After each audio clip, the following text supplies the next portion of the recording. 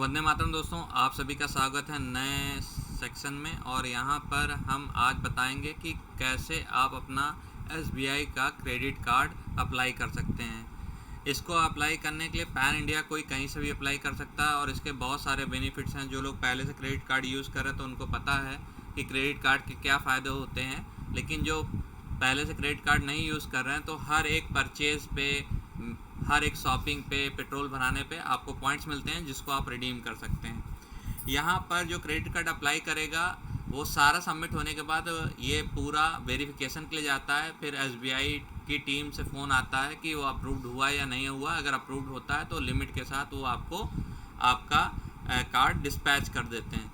लेकिन अभी यहाँ पर जो दो तरीके हैं जहाँ से आप इसको अप्लाई कर सकते हैं, उसके लिए दो चीज़ मैंडेटरी हैं। या तो आप एम्प्लॉई हैं या तो आप सेल्फ एम्प्लॉई हैं।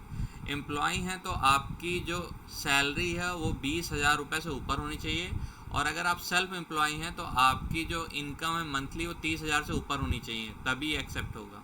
तो इसको करने के लिए आपको सिंपल सा इस लिंक के थ्रू पेज पे जाना है। पेज पे आने के बाद आपको यहाँ पर बताना है कि आप क्या कोई क्रेडिट कार्ड पहले से यूज़ कर रहे हैं जो एसबीआई का है। तो जिसके पास क्रेडिट कार्ड है वो यस पे टिक करेगा, लेकिन यहाँ पर नहीं है, हम फर्स्ट टाइम अप्लाई कर रहे हैं तो हम यहाँ नो पे टिक करेंगे। उसके बाद यहाँ पर अपने बारे में आपको बताना है, जैसे आपका टाइटल मिस्टर मिसेस जो भी है, उसके बाद फर्स्ट नेम, मिडिल नेम और लास्ट नेम आपको यहाँ पर सबमिट करना है। सबमिट करने के बाद आप मतलब कहाँ के रहने वाले हैं, आपकी ईमेल आईडी क्या है, और ईमेल आईडी के बाद आपको यहाँ पर अपना मोबाइल नंबर डालना है और उसके बाद यहाँ पर टिक पे क्लिक करना है, आई एग्री। तो यहाँ पर सब कुछ कर दिया गया है। सब कुछ सबमिट करने के बाद यहाँ पर जैसे ही आप टिक पे क्लिक करेंगे तो सेंड ओटीपी का बटन आएगा। यहाँ पर आप क्लिक करेंगे तो आपका जो मोबाइल नंबर आपने डाला था वो मोबाइल नंबर पे ओटीपी आ जाएगा। उस मोबाइल नंबर पे ओटीपी जो आएगा उसको यहाँ पर आप सबमिट कर देंगे, और सबमिट करने के बाद नेक्स्ट पेज पे चले जाएंगे। तो ये आपका पहला जो स्लॉट था वो सबमिट हो जाएगा। फिर सेकंड स्लॉट पे यहाँ पर नेक्स्ट पे क्लिक करेंगे, जैसा मैंने आपको बताया कि यहाँ नेक्स्ट जैसे आप सबमिट करेंगे नेक्स्ट पे क्लिक करेंगे तो ये पहला स्लॉट कंप्लीट हो जाएगा पर्सनल डिटेल का। अब सेकंड स्लॉट खुल जाएगा जहाँ पर आपको प्रोफेशनल डिटेल डालनी है।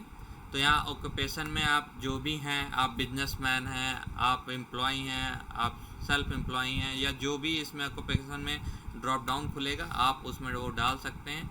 फिर अगर आप कंपनी में तो किस कंपनी में है, अगर आप सेल्फ एम्प्लॉई हैं तो आपके खुद की कंपनी है क्या है, वो सब चीज़ें यहाँ पर चेंज हो जाएगी कैटेगरी को चूज़ करते हुए।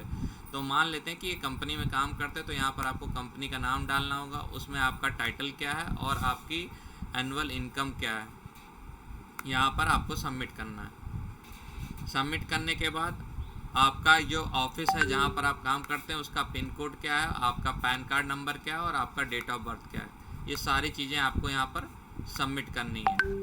सबमिट करने के बाद ये नेक्स्ट बटन पे आपको क्लिक करना है।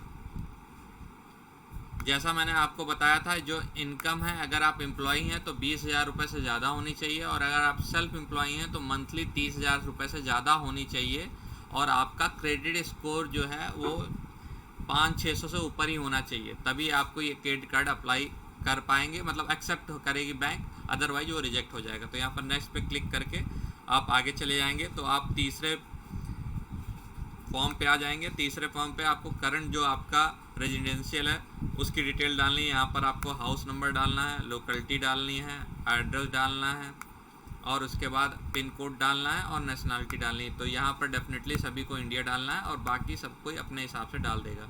उसके बाद यहाँ पर टर्म्स कंडीशन पे ओके करना है। अब देखिए यहाँ पर सब कुछ फुलफिल हो गया है। यहाँ पर टर्म्स कंडीशन को हम सबमिट करने के बाद सबमिट बटन पे क्लिक करेंगे और नेक्स्ट पेज पे आ जाएंगे। तो ये जो आपने डिटेल डाली, ये जो है आपका एप्लीकेशन नंबर आपके सामने आ गया है और ये एसबीआई को सबमिट हो गया है। अब आज की डेट में, पहले क्या होता था, पहले लोग आते थे और वेरीफाई करते थे, पर्सनल आपके पास कॉल आती, वेरीफाई होती थी, लेकिन अब सब कुछ डिजिटल हो गया, ऑनलाइन वेरिफिकेशन होगा। आपको कॉल आएगी बैंक की तरफ से और वो आपसे क्वेरी करने के बाद, सब कुछ वेरीफाई करने के बाद, आपके डॉक्यूमेंट सबमिट जो आपने किए हैं वो सब देखने के बाद आपको ये बताएंगे कि आपका जो एप्लीकेशन वो एक्सेप्ट हुआ है या रिजेक्ट हुआ है। अगर एक्सेप्ट हुआ है तो वो आपकी लिमिट बताएंगे, कार्ड की क्या लिमिट है, और आपको ये डिस्पैच कर देंगे। Thank you so much. Vande Mataram.